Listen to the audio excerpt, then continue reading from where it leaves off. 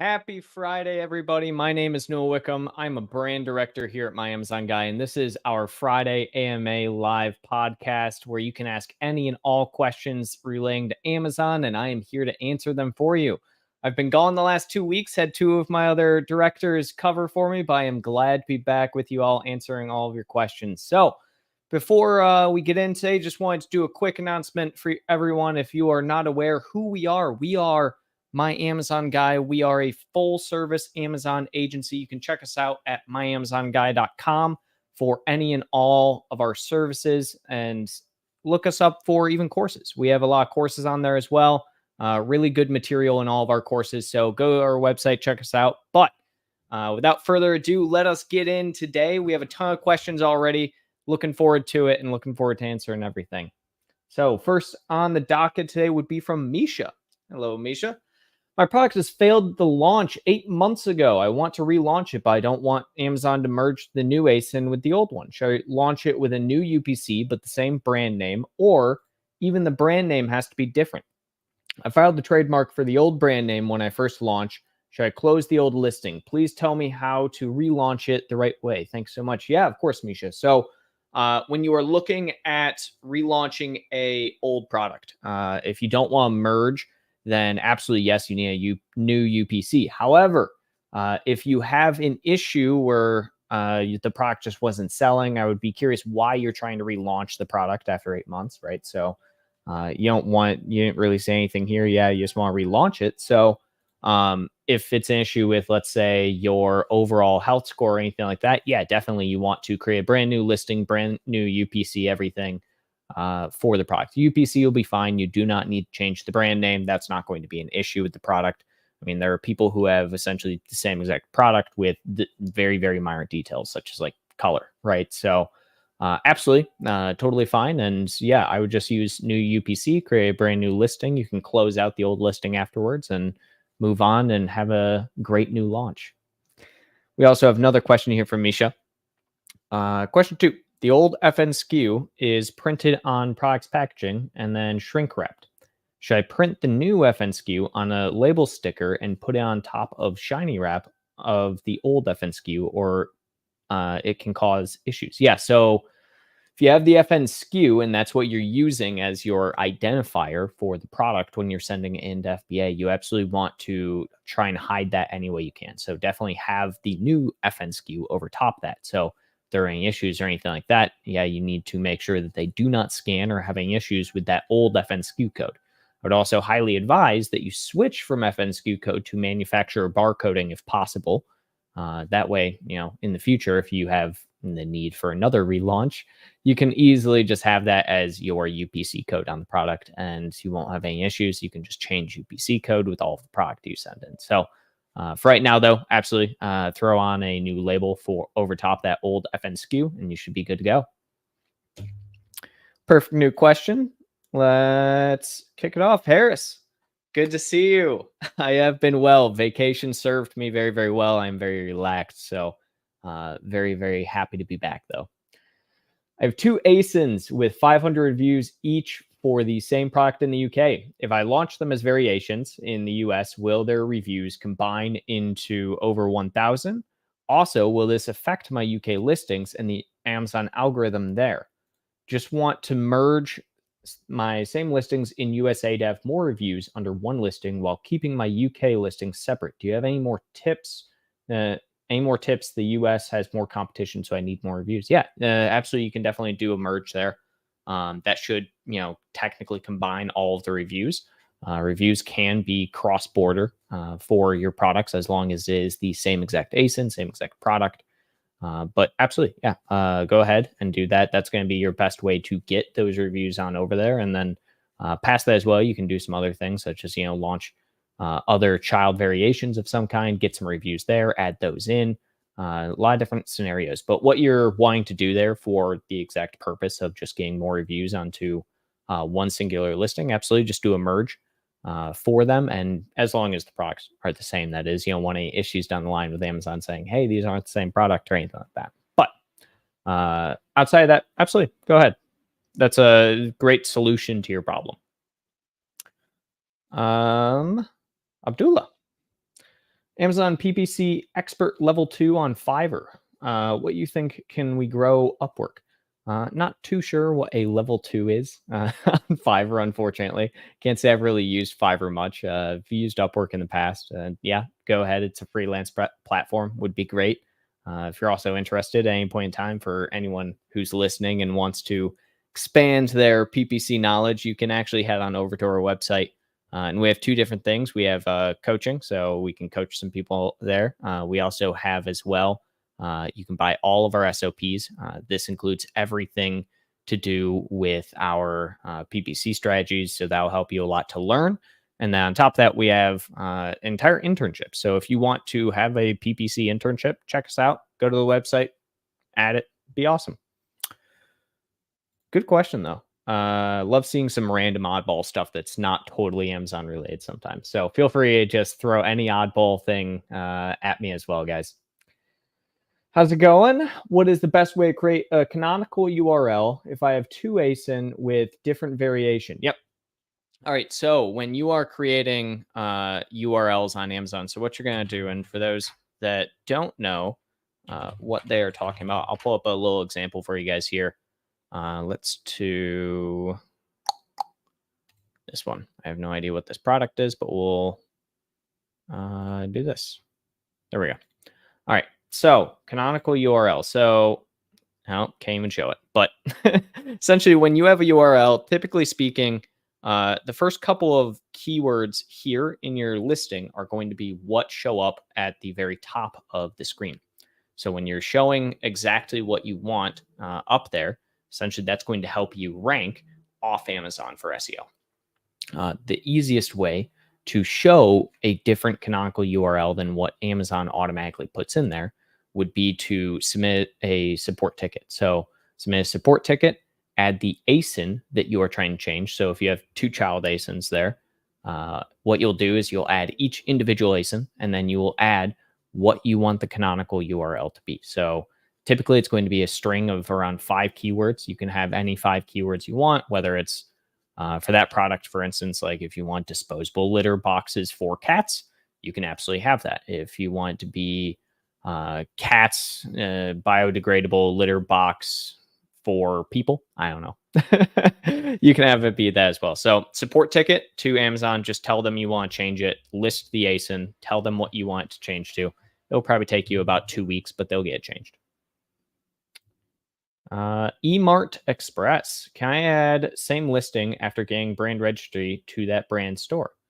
Yes, I think is the answer to your question. I'm not sure on the entire question there as to what you're kind of asking, but yeah, if you have a listing under your brand registry and you have a product that is under your brand on that brand registry, then yeah, you can absolutely add that to your brand store. No issues. Suppose. Sometimes I'm not sure with some of these questions. What is the new price discount dashboard, and what does the discount look like on the Amazon buyer side? Ooh, let me see if I even have access to this, Harris, on the account that I'm on right now. So the new price discount dashboard is essentially a way that would allow you, and let me open this up to see if I have access. Give me a second here, guys. Essentially the price discounts dashboard is a way to like check all of your discounts, right? So you can see everything all at once for your conversion, everything. It's really cool, to be honest. I've only seen on a couple of accounts so far, but I think this one, doesn't look like it's on this one just yet. So unfortunately not on this account that I'm on right now. That being said, I can probably just shoot a little video later today and post it on our channel here at youtube.com/myamazonguy.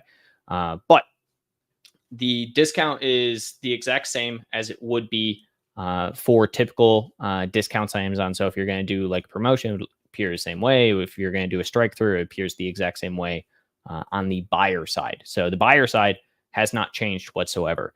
The difference here is specifically for the seller side. So the seller side, it's just a way to essentially look at everything all at once. You can very much add essentially your normal discount. So, and you can actually look at what your conversion is, your product discovery, in there as well and see the overall performance of that discount. So it's almost like, I don't want to say it's almost like A/B testing for pricing and discounts, but it kind of seems like that at times. So it's really cool. Again, I will get onto an account later today for you, Harris.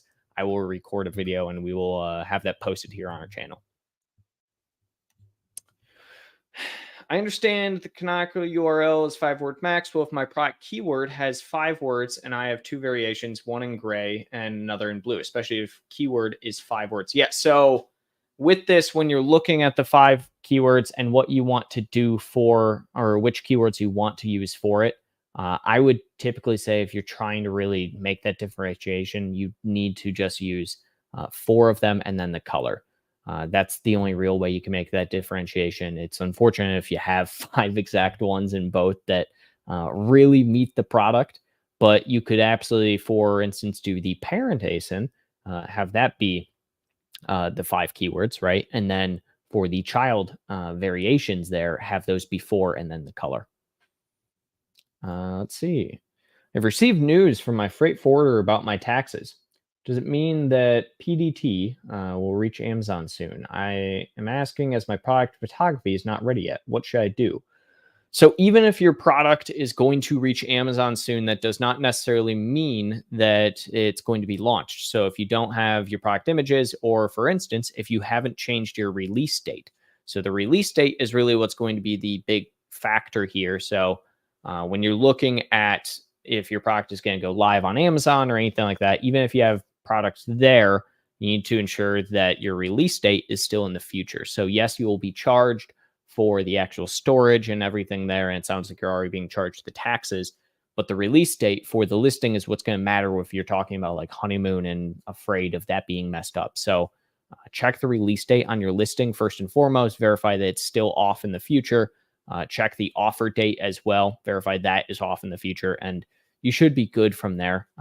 There's not really a big, I guess, issue with having product in FBA that isn't selling outside of Amazon essentially saying, hey, why is this not selling, right? And then you end up getting charged more fees and more issues. So focus on that. Make sure your different times are in the future, and you should be good to go from there. Good questions. 10 minutes in, we're already rocking and rolling here, guys. I always enjoy these. Let's kick it over here for Roro.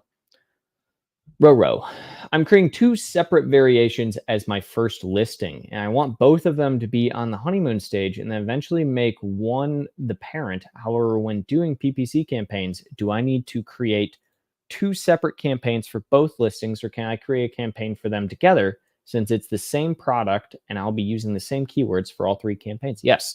So when you're doing PPC campaigns, you can add as many products into a PPC campaign as you want. So that is what the actual ad group is there. So when you are creating that campaign, add them into the actual ad group. So you'll have both products in that ad group. Then you can target both products using whatever keyword targeting you're going to do for that campaign. So the only thing I will say is that sometimes with Amazon campaigns, when you have multiple products in one campaign, you'll end up with, potentially one product that does much, much better than the other product. And so Amazon focuses on targeting that product a little bit more just because their ranking's higher, right? So you can definitely rank differently on 2 separate products, of course. So with that, when you're targeting on that PPC campaign, just make sure to monitor and check if you have one product that's kind of dominating the entire campaign, keep that product in, turn the other product off, create brand new campaigns. So there is a little bit, obviously, of like some cannibalization that can go on there and things like that. But for the most part, you should be fine adding both into one if they are essentially the same product there. And then they'll also tell you which one works better long-term for the end consumer. Question 1 from Hassan. Hi, hope you are doing well. I'm doing quite well. We have started the launch of a new product and it's going well, but all of our sales come from advertising. 90% of our ad clicks come from product pages. Wow, that's actually really good. Instead of rest of page or top search. This is why our organic rank is not improving. Just like SB ads, sponsored brand for those, have no effect on rank. So No, technically not. You still, for instance, if I were to go to Amazon right now and I search up, I'll just share this real quick. If I search up my tried and true that everyone who's seen this before knows, balloons. If I search up balloons on Amazon, let's just go to this first one that is not an ad. So I'll do popular pick. Here we go. We have balloons. So I've searched balloons. As you can see, when I am on this product page up at the top here, we still have balloons. So if I were to go down here and let's see, looks like this one sponsored. Sorry to whoever's this is. I'm going to click on it. Just cost someone some money, unfortunately. So a big thing that you'll notice when I do that, we are not having balloons up in the top anymore. So why do we not have balloons here anymore? Well, it's because we came direct from a product page. That being said, if you were to look at this, and I can even click, one further, go into another one, and we still would not have balloons there. So when you're doing that type of advertising and product pages, yes, you're going to have a little bit harder of a time. It does not count as consistently towards that keyword. Does it not count at all? No, that's not true. So the way that it essentially works is that this product specifically is ranking very highly for the word balloons. It's the #1 ranking in the keyword and category for balloons. So when you click on this one right here, or whichever one we were just on, I think it was this one. So when you click on that and you move on to this, if I were to purchase this, this is showing as a keyword towards balloons. It still has the keywords there, which is going to help it rank higher for the keywords. Now, organic search is still more of a factor and works better towards keyword ranking than ad search. But at the end of the day, you are still, because it is an ad, even a product page for that specific keyword, going to have this. So it's still product targeting. You're still getting an ad or a sale from the #1 rank. So is still going to, and you have the word balloons here, rank for this word balloons. I think that makes a little bit of sense. Let me know if it doesn't. But yes, you still rank for those just from the aspect of you have balloons here. Now, the big thing to keep in mind when you kind of talk about the issue of your sales coming 90% from product pages, that sounds more to me like you need to add a couple of campaigns and change your ad placement. So ad placement, you can obviously raise up, down, all of that. So what you would want to do is probably raise top of search and rest of search by 100, 200%, and focus on those for specific ads. So create campaigns that are a top of search campaign, a rest of search campaign. Your current one sounds kind of like it's a product page campaign.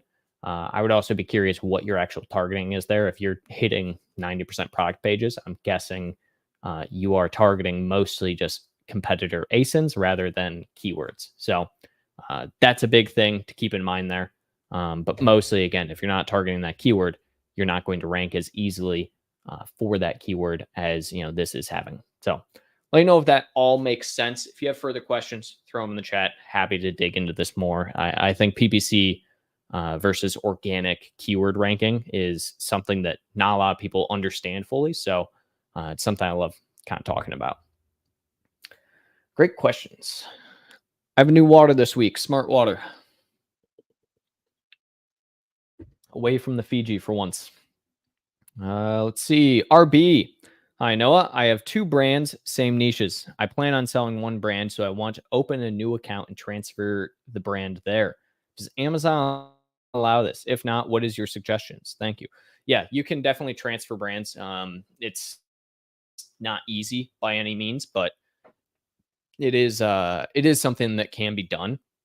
The way that you essentially have to go about it is making that new account you have to make that new account essentially the brand owner, and you have to go through a bunch of loopholes to show Amazon that it is the brand owner. Not really loopholes, but hoops, I should say, to show Amazon that it is the brand owner and the reasoning behind why you are switching off from one seller account.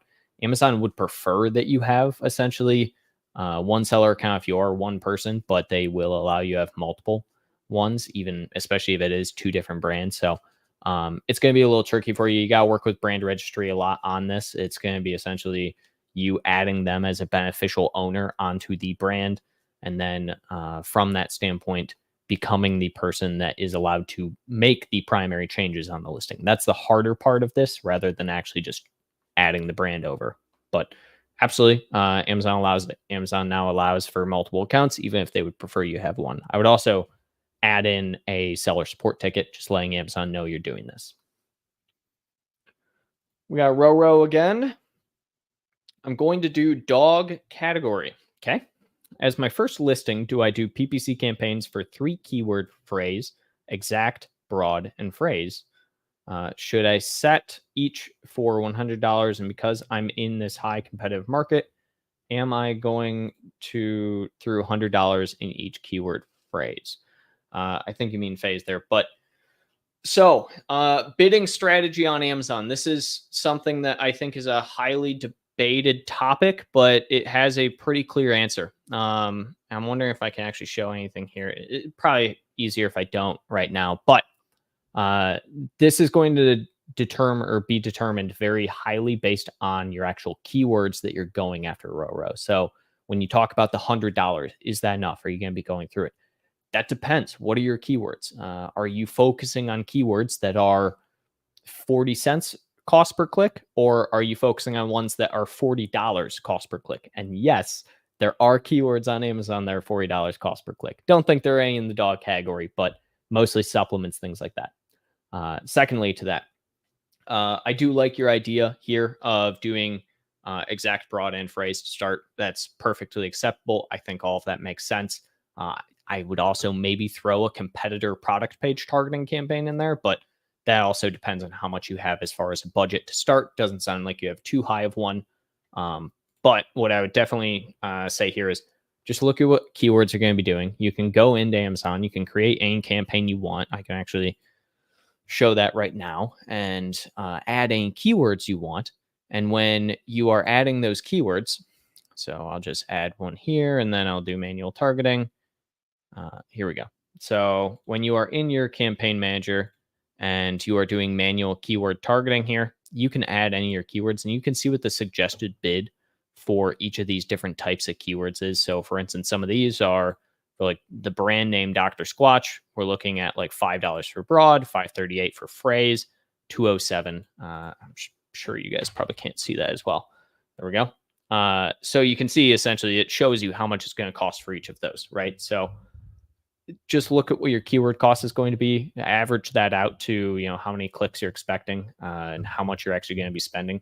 The more money you spend, the more likely it is you are going to get seen at the top, right? So if you are looking to expand really, really quickly, yeah, you can definitely go through $100, even with a 40-cent click keyword. But it really just comes down to how are you expanding? How are you going through it? And what are the actual keywords that you're going to be targeting? So if you're super competitive, which I think the dog market might be a little competitive, it might cost you a little bit. And yeah, just go from there. But absolutely, I like your strategy of the different types of campaigns. That's definitely how you should be doing that. Don't have the same keywords in all campaigns, though. One thing there. The weekly update. Would you recommend getting a few reviews in before starting PPC or go PPC straight away? Dealer's choice. I personally like to start PPC right away, just from the aspect of, it's going to be harder to get some sales without reviews, but if you're going to launch your product, you want to do it as quickly and effectively as possible. The first 4 to 8 weeks are imperative to your launch, right? So any sale you can get during that time is very, very critical. So, throw some products into Vine right off the bat, start your PPC right off the bat, get as many of those sales and as many of those reviews in as possible within that 4 to 8 week window to set yourself up for the best possible chance of success. So that's kind of my suggestion there. I personally, like the PPC, but if you don't have the budget for it, that's kind of a problem. But yeah, I would go for it. Even a product with 1 review, no review whatsoever, getting a sale is fantastic. Marvin, thank you, sir. I am glad to be back. Glad to be back. It was very relaxing, but very glad to be here. Marvin, I see for your comments, they start at 4 and go up to 9. I don't see 2, 1, 2, 3, unless we got some people on the back end who might be able to help me here, but I'm not seeing your 1, 2, 3 comments. I know we've had some issues in the past with this, Marvin. I apologize. Let's see. Let me see if I can get some context clues here. 4 years later, he has received an email that he has to verify himself for the North American market, although he has never sold there before. When he did not respond to the email, Amazon blocked the entire account because of the suspicion of 2 accounts. Yep, section 3 makes sense. As we have been able to find out so far, he is registered as a single seller with the ABC email in North America and with the DEF email in Europe, but all in the same account. Okay. According to seller support, you now have to verify your identity for North America via video. And as soon as the account is free, you can reactivate the account in Europe. The question now would be, can he delete the ABC email after everything is cleared? And they want a screenshot of the seller performance with the seller ID, but I can't find it there.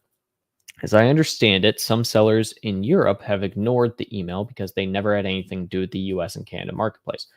All right, so here is the actual issue that you're kind of facing here, Marvin. Even without the 1, 2, 3 numbers here, I can kind of understand what you're saying. You have a deactivation in Europe and the US due to a verification issue. So this only will happen if someone created an account in the US and has an account in the US. You absolutely can get deactivated in other marketplaces if you have 2 accounts that were created separately from each other via 2 emails and you fake, not fake, I guess not fake, but forget, let's say, to do the verification in the US. That's absolutely something that can happen. What you should do, and you are on the right track here with this exact thing. I think it was you have to submit your identity, North America via video. Yep. And then everything is cleared. Can you delete the ABC email? My answer to that would be probably no. I wouldn't go ahead and fully delete it. The reason being is that this can still pop up again. With the Inform Act in the US, it absolutely can still pop up. And since the 2 are already linked, your best bet moving forward is going to be having both of them active and just periodically checking. If the account as a whole gets deactivated in the US, not a problem. And the only thing is you will want to go ahead and just remove the account entirely. For that, or close out, I should say. For that, you would have to reach out to seller support. The issue with that is going to end up being that you'll want to also reopen it on the correct email and correct Seller Central.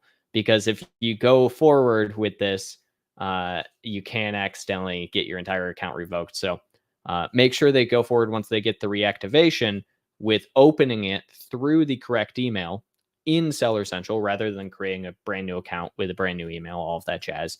And then they can go through and try and close everything out with the other account. It should, in theory, link everything.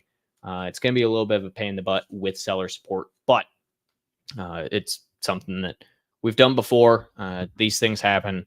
Unfortunately, yeah, the verification process is now getting so out of hand, especially because they want the video. They want people to submit all this documentation. A lot of it's just going to be auto rejected. I'm seeing it more and more and more on Amazon. So unfortunately, that's going to be kind of the best solution for you. But you are essentially on the exact right track there with what you have to do. The reactivation should be fairly simple once they actually do it. And then past that, again, set everything up on the correct account. And then from there, retract it on the incorrect account. Roro, when creating a listing, should your price equal to list price? If I'm using your strategy of steering off 50% less in price to avoid a discount slash, or should 50% less as a discount with the slash? I want to give off a higher quality product and more upscale. So if you want to give off a higher quality product, more upscale, you would probably want the slash. But specifically what you're talking about, and for those that don't know, uh, he is specifically talking about our pricing strategy of when you launch, doing 50% off from your launch price of what you want your end price to be. What you want to do, though, Roro, if you don't want that slash, is, and this is, let me share this screen real quick just so you can see. This is the actual area. So the actual, your price is the price that we are selling the product for. So you can even see this here. Provide the base price of the item. List price is what is going to show up to people. So the list price is essentially what is being sold on Amazon for the product. So this, your price, what do we have for the product? And then list price, what is the product actually being sold for? And you can see this is not the offering or cost price. Okay. So this is not what is actually going to be sold.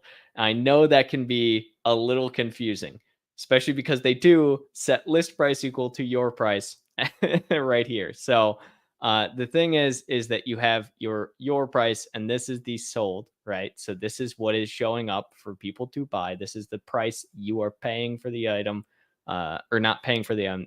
Yes, you are paying for the item if you are a seller. The list price is the one you were talking about if you don't want that strike through. Now, this is where sale price comes in. Sale price is going to be your actual slash price. So if you want to get something where it says like 20% off, 50% off, that's where you would do a sale price of the product. Sale price will still affect your average, and this is where the 50% comes in.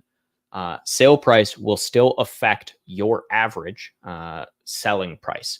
So even if you have the sale price active, it's still going to have an effect on your average selling price, similar to if you have a discount code of any kind, if you have a promotion running, a coupon, any of that is going to affect your overall average. And so when I say that, I say it from the aspect of that is why in our strategy, we go from 50% up 25%, and then up 10 and up 10, up 10, because you can only go up about 10% in your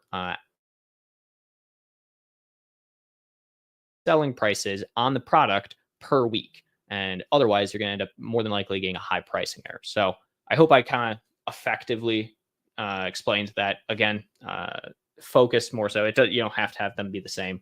Roro, you can, but the reality is if you're going to do the 50% off and you don't want the slash, then yeah, put them as the same, but no real issues either way. Let's see. Let's go to, yes, Viper. Nice to have you back. Hope you are well rested and enjoyed your time off. I am very well rested. I got back surprisingly at like 11 p.m. my time on Wednesday and whatnot. So surprisingly no jet lag, which is good. So can never complain about that. Roro, for honeymoon stage on first product of small unit of 400 with 2 different variations, should I put in the energy and money to get a couple of influencers on social media or test out with PPC first too? That is, again, dealer's choice. The influencer game is a little bit odd with Amazon right now, but that being said, if you can afford to pay an influencer at product launch to get your product seen and sold, do it. I absolutely do it. It's pricey, obviously, but absolutely, if you can, do it, just from the aspect of the more eyes on your product, the more clicks, the more sales when you first launch, the better. It's not something that necessarily you need to do, but if you can, do it. I love influencer marketing. I love UGC stuff. It is something that I think is underutilized right now in the Amazon space. We're looking at ways to utilize it more, but if you have the capital to do it, you definitely should.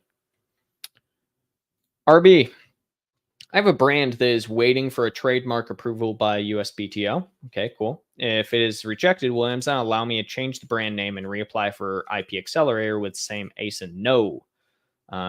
More than likely not. You'll have to either create a new ASIN. So I shouldn't say that necessarily. You can change brand name. It's a pain in the butt.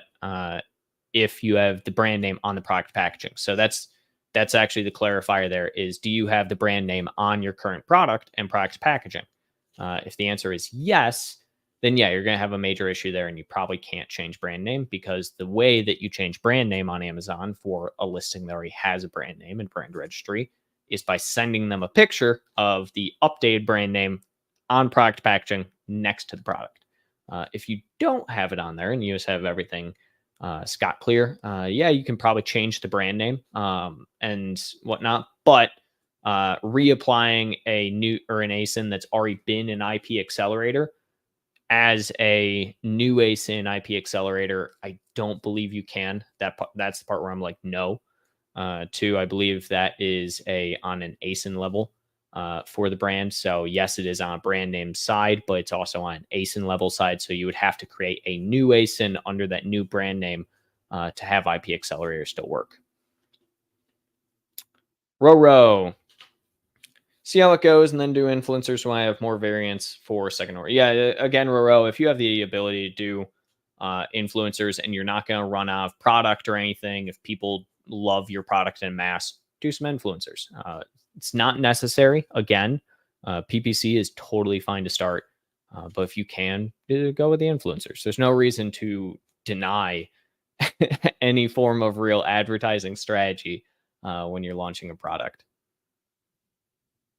Viper, I need to change a product ASIN that has 36 variations. Okay. Its node is in novelty coffee mugs, but needs to be changed to tea warmers. What is the best strategy to do this? Okay. The 36 variations is going to be your major issue here, Viper, just because I would be curious if every single one of those variations is in the exact same node. If they are, it makes things a little bit easier. What you're going to want to have to do is first and foremost get the product parent category changed over. The best way to change the category is going to be through a flat file upload to actually change the physical category. So I would not do any of this on the back end of Amazon. It probably will not go through.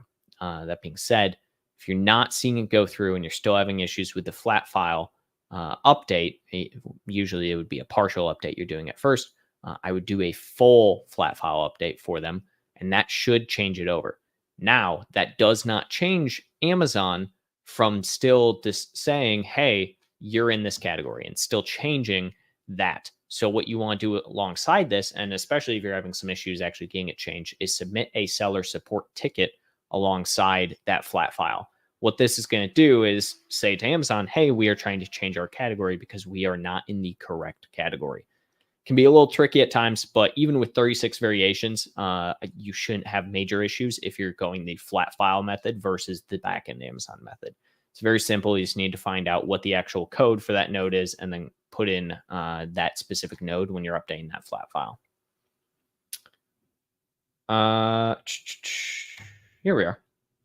A for Amazon. Which platform would you recommend freelancers primarily focus on? LinkedIn, Upwork, or Fiverr? Dealer's choice. Again, I'm saying that a lot today. It seems like dealer's choice is the catchphrase of the day. But honestly, yeah, if you're a freelancer to focus on, you should focus on all of them. To be fair, LinkedIn should be where you're focusing on putting out content. I would also heavily suggest putting out content on YouTube like we're doing here today. Love that. And it seems to be a really, really good way to find some people and just provide value to people. Upwork and Fiverr, I mean, those are just freelance platforms at the end of the day.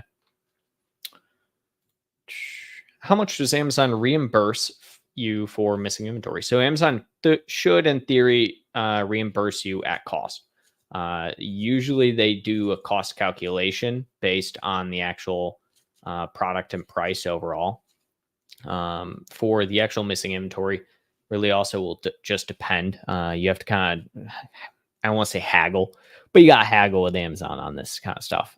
So one of the things that I would definitely check out if you're ever interested, we actually have a service for this. It's called My Refund Guy. So if you guys are ever interested in that, go check it out. We will do the entire process of whether it's like FBA missing inventory, just money in general that Amazon owes you. We typically find it and then we get you a reimbursement for it.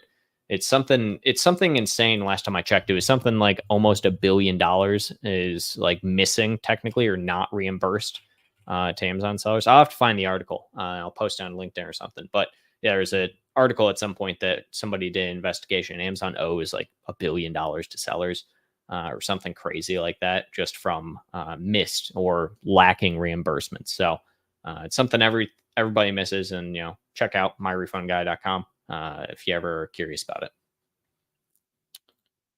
Roro. If I end up having a big, huge order come in, but it's running a bit late for Q4 and it may not arrive until October, can I have it sent to AWD warehouse so that it could be processed quicker? Or will the processing be the same with FB warehouses and the AWD warehouse? Yeah, I mean, I would just go straight to the FBA warehouse. If your product is not going to be there until October, Q4, I'm pretty sure AWD and FBA are going to be essentially the exact same time frames. You're not going to have a ton of variance there when it comes to those time frames. So absolutely, I would just send it straight to FBA because at least then you get it in, even if it is going to be a little late. Unfortunately, if your product is going to be arriving, before October for some reason, you can always send it to AWD, but you're just going to be adding extra processing time if you're sending it to AWD and that needs to go to FBA. So absolutely, yeah, just send it straight to FBA. The only thing you'd really be avoiding is maybe some potential Q4 fees, but they haven't released what those are fully going to be this year for Q4 for AWD. So FBA is probably going to be your best bet there. Let's see. For the Canonical URL, do you recommend including the brand name in the 5 words? Thanks. No, I do not. Unless you have a very, very, very popular brand name, or your brand name has some very good search volume on like Google, for instance, I don't recommend using it in the Canonical URL. There's no real point to it. You should definitely be using that for keywords and keywords only. Is it nice to have your brand name get more recognizable for a keyword? Yes, because that helps with overall brand awareness, and we love brand awareness around here, right? So great from that aspect, but from an actual getting your product ranked and seen on like search platforms and stuff, it's usually not going to be a great asset for you. Jake, any comment on the trending post regarding Stephen Pope publicly shaming an ex-employee? Yeah, I mean, we've talked about it. It's something Stephen actually posted a video today for those who are interested in this entire situation. Yeah, go check it out. He posted a video on this today, and I think he was very, very thorough in how he analyzed everything there and how he kind of talked about it and understands it and from that aspect. But past that, no real comment on it. I would just, for anyone interested, go to watch the video. It's a really, really good one from him. And I think it would be, good for anyone who's kind of interested in business to check it. What's the best parent-child launch strategy for one product? 2 different variations. The goal is to merge them easily after Vine reviews. I have a product that says it has FBA inventory, but on the I think this is 2 different questions, Viper. Yeah, it is. What is the best parent-child launch strategy for one product? 2 different variations. The goal is to merge them easily after Vine reviews. Yeah, the best strategy is, again, just launch them both separately, 2 different listings. Get your Vine reviews in. Wait, and this is the big part. Wait. 30, 60 days until you get roughly, let's say 20, 25 of those reviews in, because very unlikely you'll get any more. Merge them together. Do not merge before you get all the reviews you think you're going to get in there. And that's super easy. Again, just create a parent, do a flat file upload for that Viper, and you should be good to go. Viper again. I have a product that says it has FBA inventory, but on the listing, it doesn't have the Prime badge. Any idea what's going on? Change where you are purchasing the product from. So you can also look on Amazon's backend. I think there's a specific report that you can look for. If you go to your reports and you go to your inventory reports, what you can look at, no, not inventory reports. What is it? Fulfillment reports. You can actually see where your product is being held. So you can look, and I'll share this tab real quick. For those that don't know how to get there, go to reports, go to fulfillment reports. And from there, under inventory, I believe you can check it within your inventory ledger. And this will tell you the code for which one of the warehouses your product is at. More than likely, if you are FBA and you're not showing up as Prime, your product is not in a warehouse that would allow for Prime and like 2-day shipping and things like that. Prime is just one of those things that, is only going to be allowed if they can actually get there in time. So I've seen it very often where, for instance, somebody only has like 50, 100 units and Amazon doesn't transfer them to other warehouses. They keep them all in one warehouse. And guess what? If you live in Washington and the products are in Miami, can't really get there in 2 days. Unfortunately, they're not going to offer Prime for that. So that's more than likely what your issue is, Viper. All right. Let's do... Oh, I lost my place here. Oh, here we are. Roro. For the first listing, do I have to put in a release date if my order hasn't been shipped yet? When I create a listing, I didn't add a date, and I don't know when it will be released yet. When does Amazon start the timer for honeymoon phase? Yeah, put the release day in now. If the product is still not live, and you can tell that by just going to the product page, and it will very much show you if it's live or not, that will give you a lot of information. The release date is essentially how you determine the actual honeymoon phase and when the product is offered. So I actually think I have a post coming out on LinkedIn today. If you guys want to check it out, linkedin.com/Noah Wickham. Just go there. But essentially, release date will show all of that information of when the actual product is live, right? So put it in now if you don't have one already, but check your product page first, verify, and make sure that the product is not currently live, because that will essentially affect the honeymoon phase there, Roro. Awesome. Actually, I didn't fully understand because you wrote the word balloon at first and you clicked on a product. There was still a balloon word in that product, but when you clicked on another product in that product, the word balloon went above the search bar, went above it. You don't think it was negative? Did I get it right? But I never used production in the advertisements, or products in the advertisements. I always use sponsored product keyword targeting, but when I did keyword targeting search, I looked at my search sweats search, I don't know, usually seem to be the keyword. When I look at my placements, they are product page. Yeah, so your placement is what's going to affect where the product actually is. So when you are saying that you're only seeing product page on the actual ad campaign, and I could probably just pull up an ad campaign and show this here. Let me do that. That'll probably be the easiest thing here. So when you are looking for where your product is going to show up, I'll just choose this one right here. Share as tab. So on this campaign right here, we have this right here. So this is campaign level. You have your placements. So you are saying that you are getting product pages similar to this one. It's getting the most of where your product is showing up.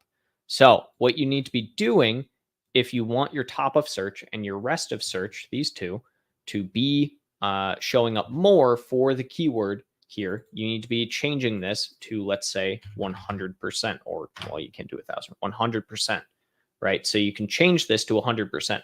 What this does is it increases the bid only for a top of search placement. And what is a top of search placement? If we go back to our balloon example, just so everyone is understanding, when you have a top of search placement, your product is going to show up here. So this right here, you can see sponsored here, is a top of search placement. Whereas if I click into the product and go specifically to scroll down here, this is a product page. So this is a product page. And again, top of search is here. And then if we scroll down, there'll be some more here, rest of search. I hope that makes sense. So essentially top of search, top of page, product pages on the actual competitor, and then the rest of search down past top of search. So why am I showing all of that? What is the purpose here? What I essentially trying to explain to you, Hassam, is that when you are doing this, you need to change the placement for your percentage bid of top of search and rest of search if you don't want to be appearing on product pages. Yes, again, it goes away when you click on that and you click on that keyword and it goes away, but it is still having the keyword on the product listing itself, and the product that you're coming from has that keyword. It still, yes, will affect your ranking for that keyword. I hope this explanation made a little bit more sense. Let's go. Oh, oops. Let's do James. There we go. I am an inventor and I have manufactured 3 products. Love inventors. Love that. I'd like your advice as to how to get them started. Ooh, okay. So if you know nothing whatsoever about Amazon, which it sounds like if you're an inventor guy, James, you may not know anything about Amazon, in which case you have come to the perfect place. So my first advice to you would be dig in on our YouTube channel. We here at My Amazon Guy have 1,000,001 videos on how to get started, how to do everything on Amazon, how to set up your account, launch your products, make sure you have the correct, barcodes, make sure that your product is set up correctly, how to do your listings, PPC, SEO, everything. So check all of our videos out here. You're in the right place. Secondly, what you need to do after that is head over to our website. We have this over here. If you click on SOPs, click down here. We have a couple of different things. So we have all of our Amazon brand SOPs. You can purchase that. It's a little expensive, a little pricey. If you don't want to do that, what you could do is go to what we have called Mag School. So Mag School is essentially everything you need to learn about Amazon ever. We have 1,000,000 different courses on Mag School. We have, I think it's close to like 2,000 videos in this our entire thing if you were to do everything. But you can learn things such as launching on Amazon. So if you're looking to launch on Amazon, get a full understanding A to Z what you're supposed to be doing with these products, check this out. It's $100. It's very, very intuitive.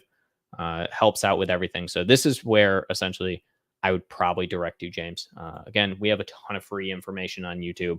We post videos nearly daily here. So if you're ever curious about it, feel free to check us out there. And then also Mag School is going to be kind of your next best friend. Roro. When choosing generic keywords for 2 different listings, same price, different color, do I use exact keywords for both or do diff keywords? Eventually would join the 2 listings. If you're just going to, at the end of the day, you should probably be targeting the exact same if it's the exact same product. So you can use the exact same keywords.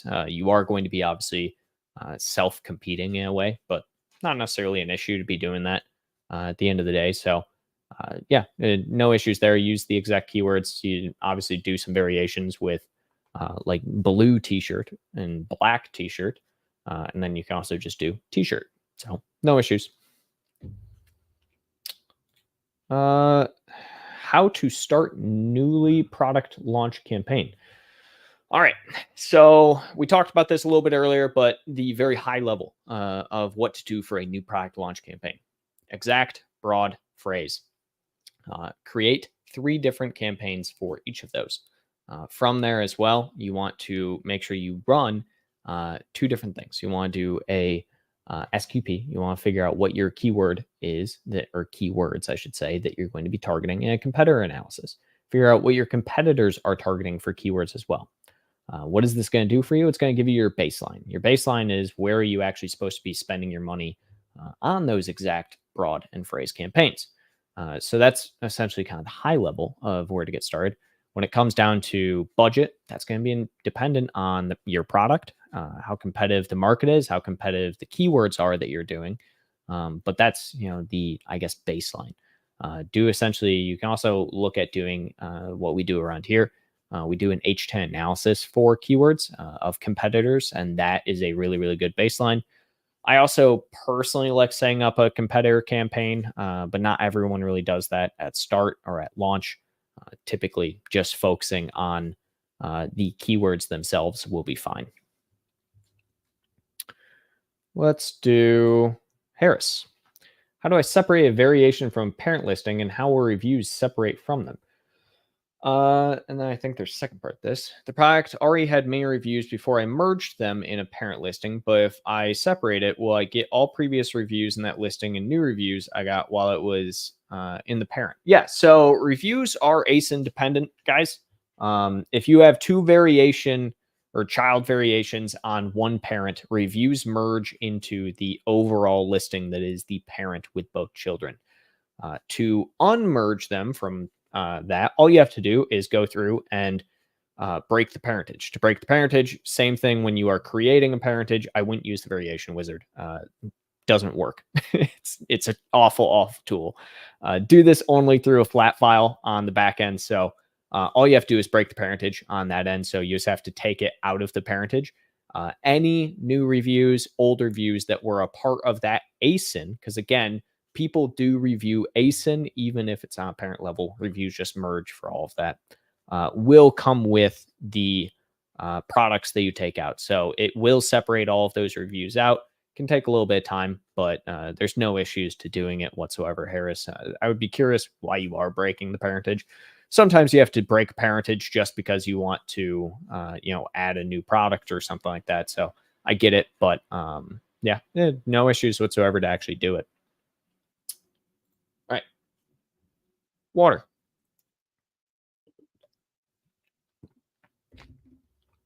All right. We have Roro again. Roro's got all the questions today. What are sponsor brands, sponsor ads, and target ASINs when trying to get organic sales, and how do you do it? And should I do this during honeymoon stage and $100 day on PPC and Vine? No. I would not suggest sponsored brands during the honeymoon stage. It's expensive. It's not going to be worth it because your products and your brand are not really known. It will be difficult to get any real traction with them. Sponsor brand, for your reference, is essentially when you put your brand up at the top. So that's going to be a sponsored display, sponsor brand, but it's not something I would do as a product launch, Roro. I know you're trying to figure out exactly how you're going to do your ad strategy there, and I would steer you away from sponsored brand during your actual product launch. I would stick with primarily just sponsored ads targeting. Sponsored product. I don't know why I said sponsored ads. Already did that one. Noman. Can people still leave a review when you close your listing for inventory/BSR purposes? If they bought the product, yeah, they can leave a review. Technically, when you close your listing, you're not actually closing the ASIN. You can't actually close an ASIN once it's created on Amazon. I mean, you can, but it's very rare, to say the least. But technically, yeah, they can leave a review if they purchase the product. Somebody can. There's no real time limit when it comes to reviewing a product. Marvin, I just, in one listing, I have 3 dots as color choices in the view on the Amazon search page. All points are brown. Am I reading this right, Marvin? This might be a little bit of a dyslexic. I have 3 color dots. I have 3 dots as color choices in the view on Amazon search page. All points are brown. Okay. When I move the mouse over them, white, black, brown is displayed. Where is the error in the listing that the correct color is not displayed? Your error is in the swatch image that you are uploading on the variation. So you have to upload a specific image for the actual swatch of the product. You can just do this via each ASIN for the variations. So the actual swatch of the image has to be different. If it's all brown right now, my guess is that you created the parentage off of the brown, which has the brown swatch, and that's why they're all showing up with that same little image.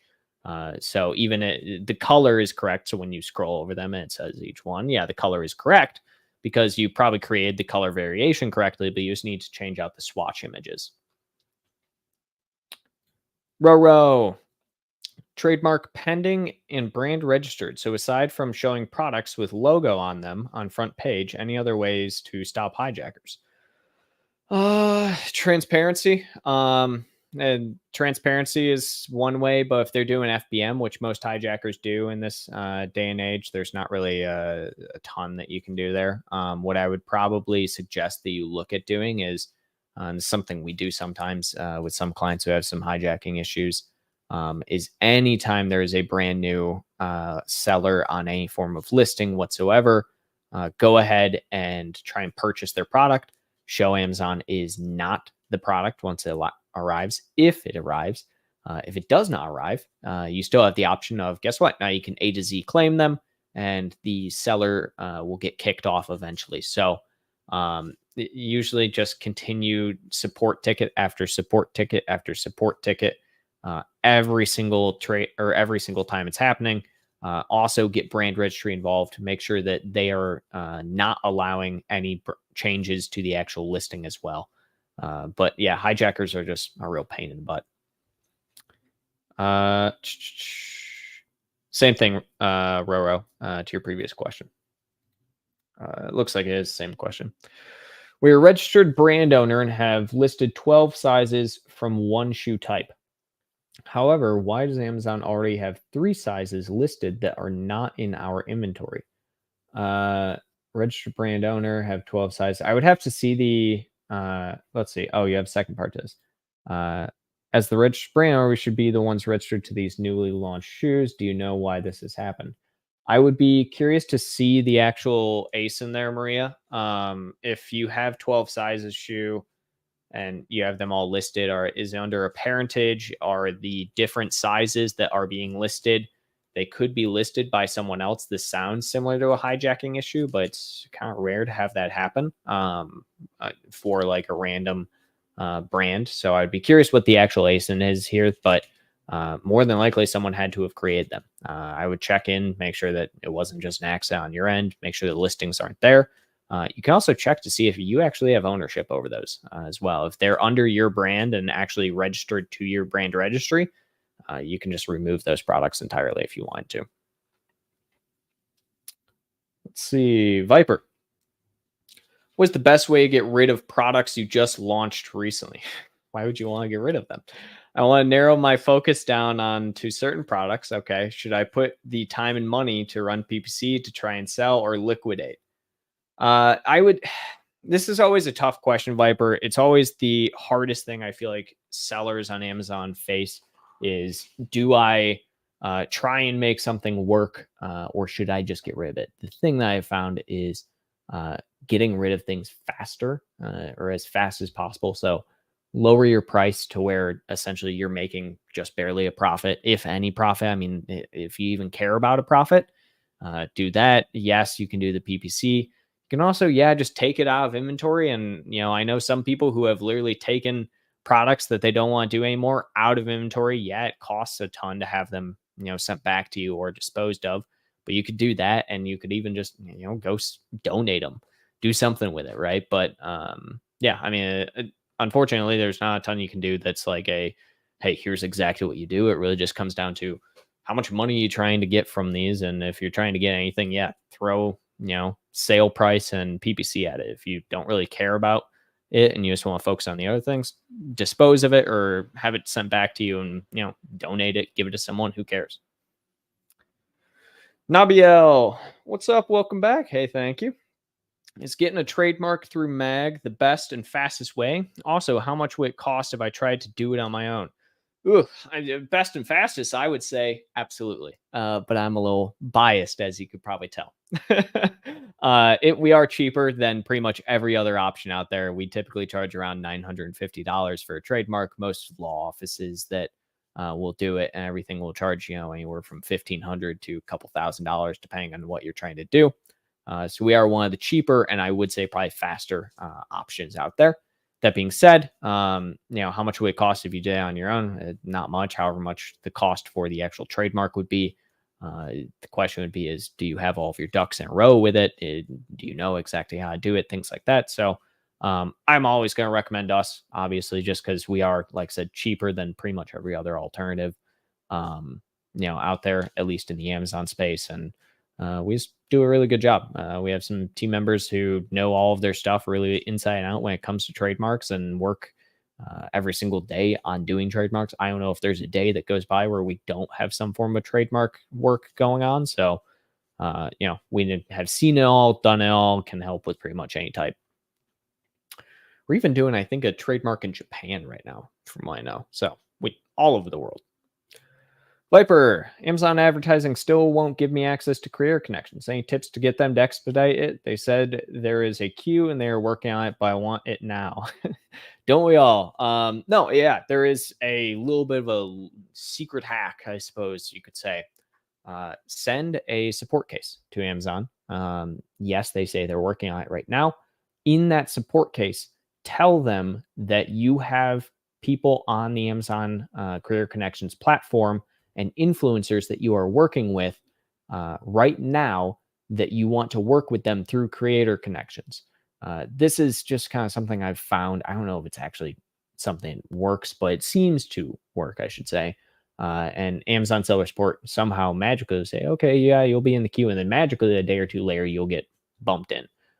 They should be releasing career connections on pretty much every account at this point. So I think it's basically out of beta. So I'm kind of confused how you don't have it, but yeah, that's going to be, something you could try there. All right, guys, we got another 10 minutes or so here. Roro. I meant $100 per campaign per day. Most cost per clicks are between 90 cents, $1.75, and the strongest keywords are $2. So for dog supplies, high competition, am I going to go through all my daily budgets every day? What are the best strategies to choosing keywords? You said you don't use some keywords for all campaigns, but I hear phrase keywords are stronger. However, do I also use individual words from the phrase as well? Yeah. So, Roro, when you're talking about the actual budgets, again, I know this kind of throws back. I know you posted this, 20 minutes ago or so, but when you're talking about the actual cost and everything, $100 is fine. It just depends on how aggressive you want to be, right? I mean, you could throw $1,000 in there and do 100% or higher budget on each of those keywords, right? And just dominate that keyword entirely. So it really just comes down to what are you trying to do from a profitability standpoint, right? I don't see any issue there with starting at $100 per campaign per day. When choosing keywords, again, I kind of listed that out a little bit earlier. Helium, competitor research, that's going to be kind of your best bets.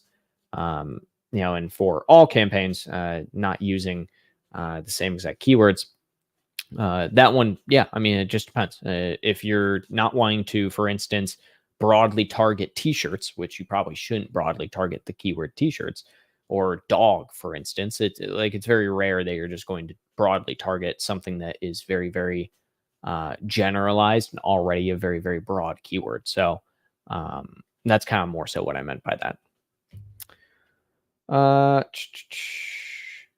Let's see. Paluk. I'm having error 8541 with item name. I create and delete the ASIN many times before due to many errors I was having. I waited 2 weeks, try again, and I'm still having the same problem. 8541. I always love when you guys actually give me the error code. Makes life a lot easier. Let's look it up. Let's see what it is. 8541. This error is commonly referred to as a single matching error and occurs when your product ID, such as UPC, EAN, JAN, and ISBN, or whatever, corresponds to the product ID of an existing ASIN. That means we found a similar product in the Amazon catalog. Okay, so this is not item name at all. Paluk, this has nothing to do with item name. This is entirely to do with your UPC. So it sounds like you already have a product in your catalog that has the UPC you're trying to use for this ASIN, and that's why you're getting the error. So 8541 is Nothing whatsoever to do with item name. I don't know why you would be thinking that. Maybe it was saying something like that, but it's about your product identifier, which is not your item name. It's your UPC code or your EAN code. So it means that whatever one you're using is already on an ASIN. Whether that's your ASIN or another ASIN on the Amazon catalog, I'm unsure. You would have to look that up, but that's the reason you're getting the error. What should our pricing strategy be during the product launch? Will launching at a break-even price help generate more initial sales? Yes, it will. So we actually have a perfect page for you here. Let me actually get it. My Amazon guy. Here we go. You can go and check out this page on our website. But this is our FBA product launch pricing strategy for Amazon. You can check this out. Week 1, 50% below target price. Week 2, 40%, 3, 35, 30, all the way up to week 8, where you get to your product target price. And this is why I talked about this a little bit earlier as well. So, again, just follow this strategy. The reason we suggest this strategy is because we have essentially seen that it helps amazingly for your initial sales, especially if you are price competitive in the market with a lot of your competitors and everything. Imagine starting 50% below them. Price is the #1 converting factor on Amazon at the end of the day. It just is. And so, yeah, if you're looking for that, just go there, check it out. But that's typically what I'm going to recommend. Let's see. Paluk again. Already answered this one. Mr. John Aspinall, howdy, partner. Glad to see you, sir. Glad to see you. Glad to hear from you again as well. It seems like you're doing some great things over at PickFu. Harris, for AWD, only allows the product to be shipped in LTL, but it needs to be shipped on pallets, or can I just send my boxes like SPD? You need to ship pallets. LTL is going to be mostly pallets. It's really rare to get an LTL that is not pallets. That's part of the entire deal with LTL. Mag has a fully managed option I've been looking into. Is it a complete service for those that want to invest their focus on other aspects? Yeah. We do full service here at My Amazon Guy, for those that don't know.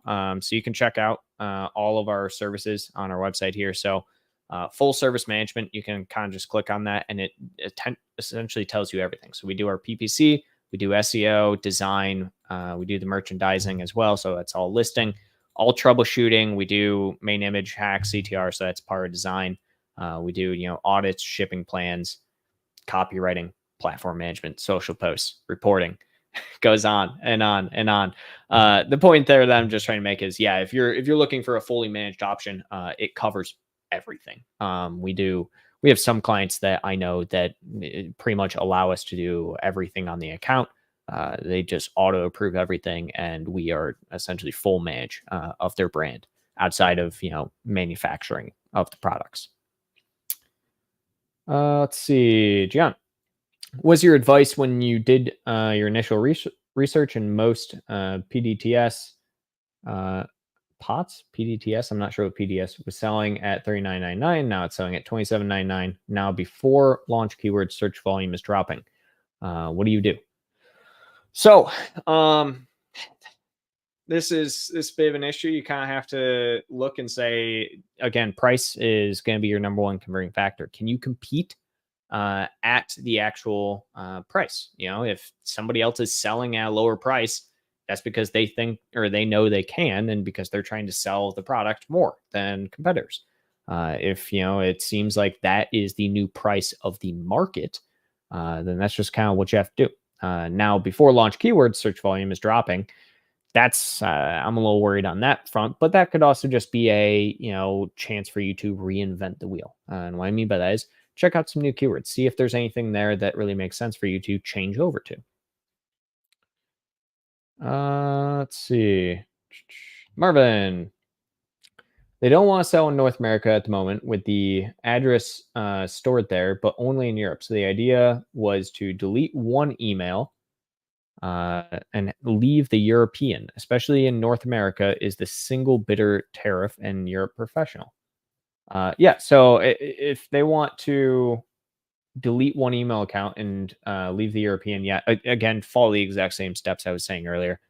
Just I guess, reverse it, because I was thinking it was the US that they were going to sell on. So reverse everything, but the primary thing, reactivate the account, and then you should get some access there. Yeah, John, where are the PickFu codes, man? We all want some more PickFu codes at all times. Oh, that's funny. That's funny, Viper. Is there a way to have PPC run during certain times of the day? I noticed lunch, the people like to click my products but not buy. Yeah, you can do day parting on your campaign. So what you can do here is I will show here. Same exact campaign from earlier here that we were looking at, Viper.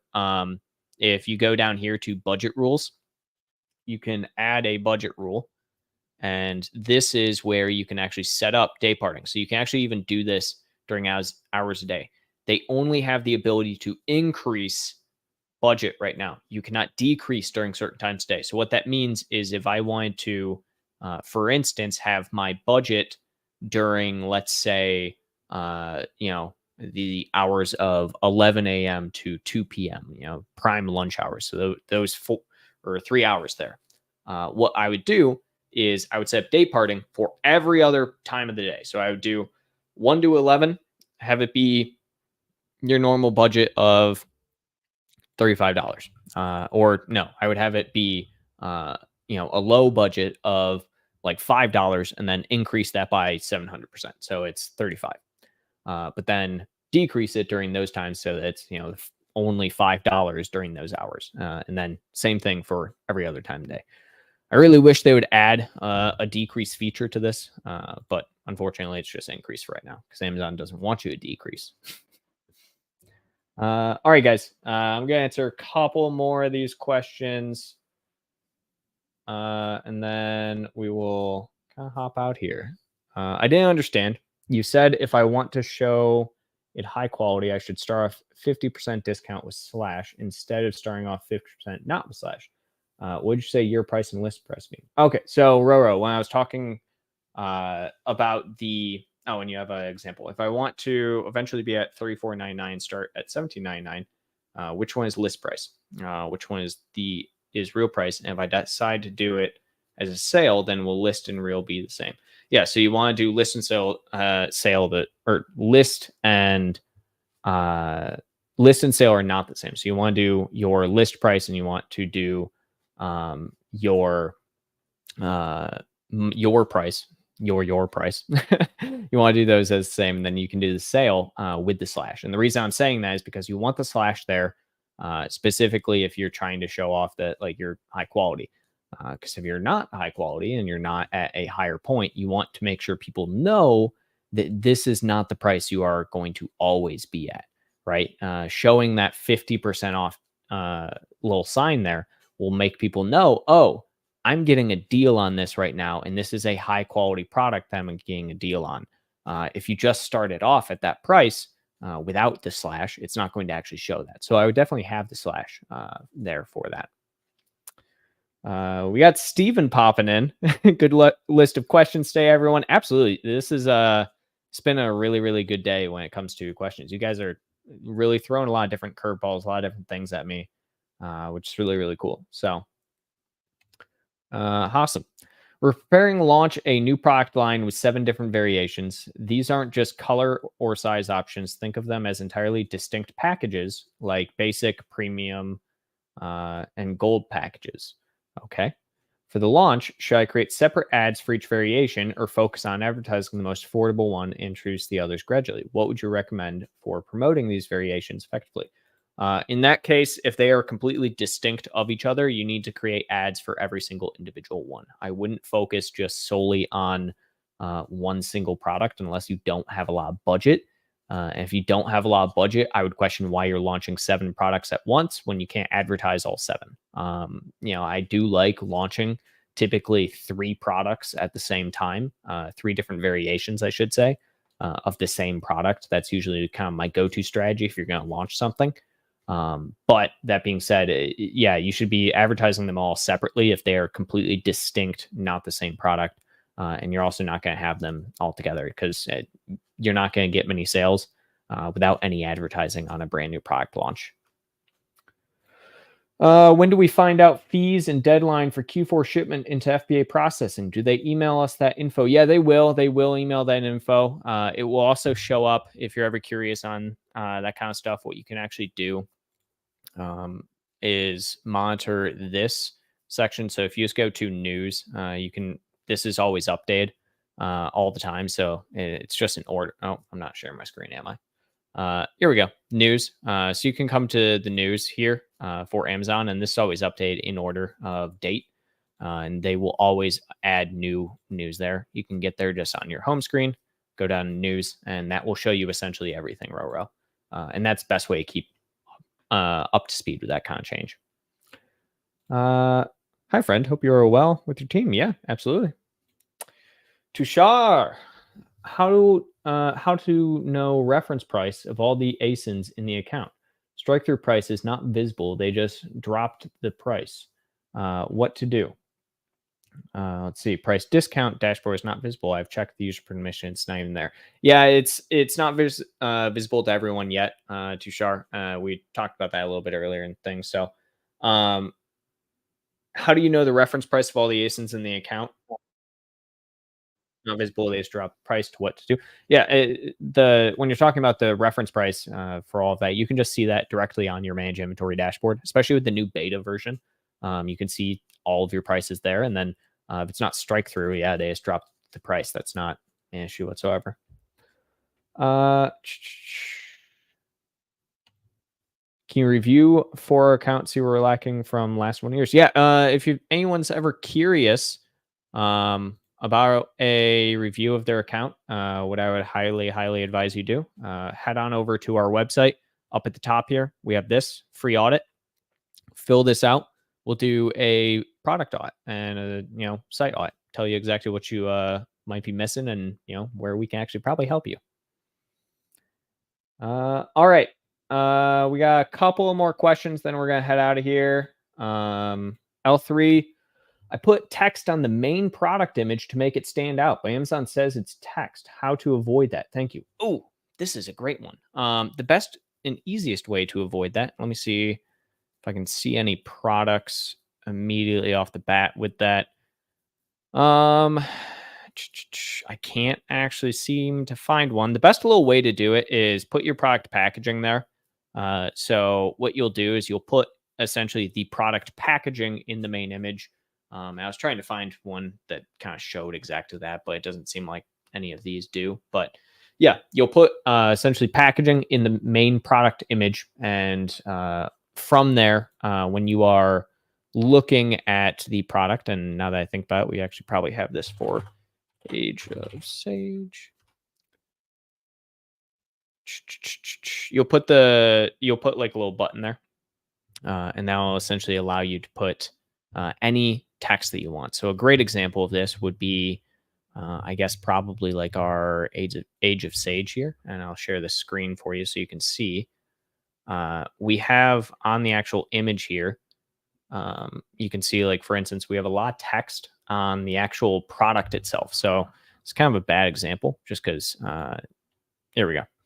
You can see we have a lot of text on the actual product itself, on the product packaging, and that's how you're able to do it. So essentially add product packaging into your main image, and you can put any text you want on there. You can also add little badges onto it that look like stickers. Do that, and that'll also allow you to add some text. Roro, how will it show me? Where would it show me if that's live or not? For the price or for a product? We're on the listing to show me if it's active or not.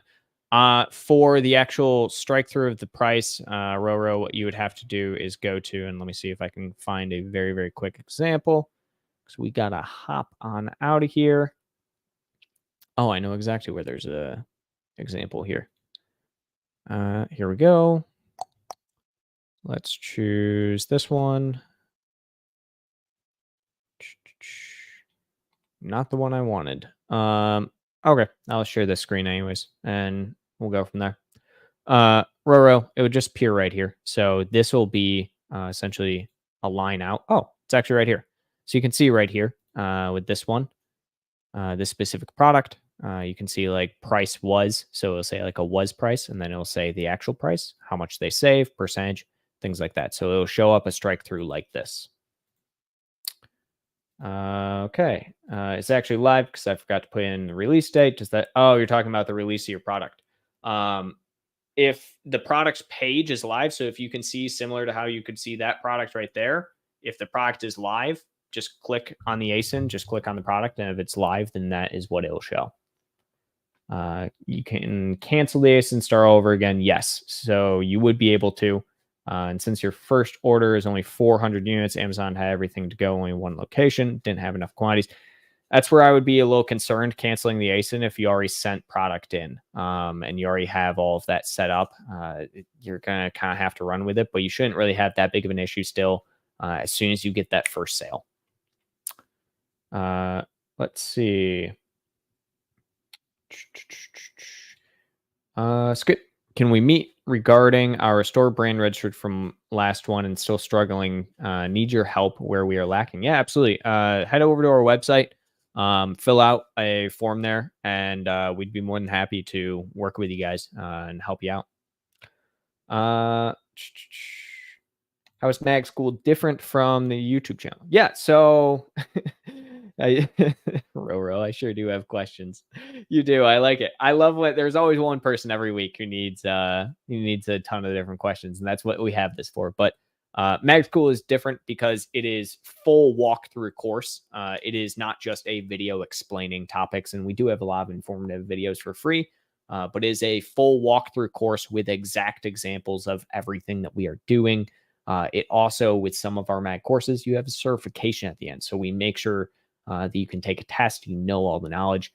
And on top of that, it includes SOPs and even different tools for you to use in there. So it's a little bit more in depth than any of our actual YouTube videos. All right, guys. We have one more from Alex. And then can I put our company logo in the product packing? Yeah, absolutely. I would advise you to always do that. It helps also with Hijackers. Absolutely put your logo on any product packaging you have.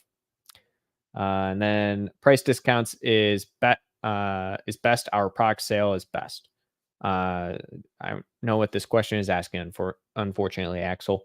But all right.